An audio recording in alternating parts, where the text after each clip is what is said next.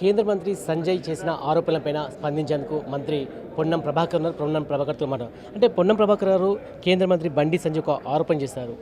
Congress MIM పొత్తు అంటే రహస్య ఒప్పందం కదా 100 కోట్ల రూపాయల డీల్ జరిగిందని చెప్పి ఆయన పదే పదే మాట్లాడుతారు. ఏం సమాధానం?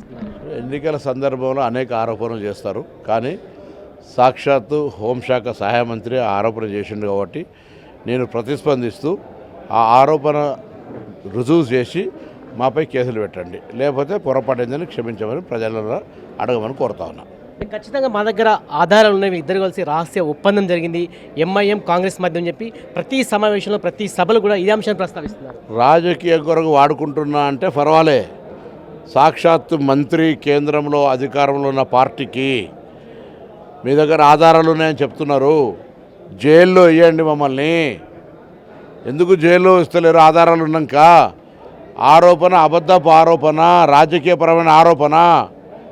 మేము ఒకవేళ అటువంటి ఒప్పందం కుదుర్చుకున్నామని ఆధారాలు ఉంటే మమ్మల్ని జైల్లో పెట్టమని డిమాండ్ చేస్తా ఉన్నా, లేకపోతే ముక్కు భూమికి రాసి ప్రజల ముందర క్షమాపణ చెప్పని కోరుతున్నాను. సంజయ్ నిజంగా తప్పుడు ఆరోపణలు చేస్తే మీరే పోలీసులకు ఫిర్యాదు చేయవచ్చు, ఎందుకంటే ఒక 100 కోట్ల రూపాయల డీల్ ఈ అంశం గురించి మీరే ఫిర్యాదు చేయవచ్చు. ఇప్పుడే ఫిర్యాదు చేపిస్తాం.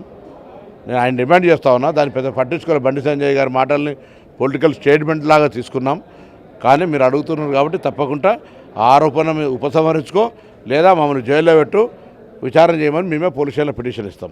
బండి సంజయ్ మీద ఫిర్యాదు చేయబోతున్నారు కాంగ్రెస్ నేత. బండి సంజయ్ మీద ఆరోపణలు ఎవరు చేస్తే వాళ్ళ మీద బండి సంజయ్ ఆయనే అవును విచారణ చేయమని ఆయన కోరుతాం. బండి సంజయ్ గారి మాటలు సోమోటోగా తీసుకొని కాంగ్రెస్ పార్టీ ఎంఐఎం ఒప్పందం జరిగితే వాళ్ళని శిక్షించమని పిటిషన్ ఇస్తాం.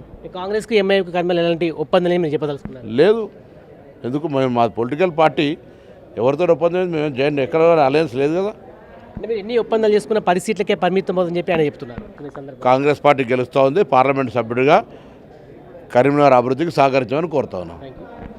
సో మొత్తానికి సంజయ్ అసత్యమైన ఆరోపణలు చేస్తున్నారు. సంజయ్ ఆరోపించిన పైన కూడా ఖచ్చితంగా పోలీసులకు ఫిర్యాదు చేస్తామని చెప్పి మంత్రి పొన్నం ప్రభాకర్ స్పష్టం చేస్తున్నారు. కెమెరా పర్సన్ సలీంతో సంపత్, TV9 కరీంనగర్.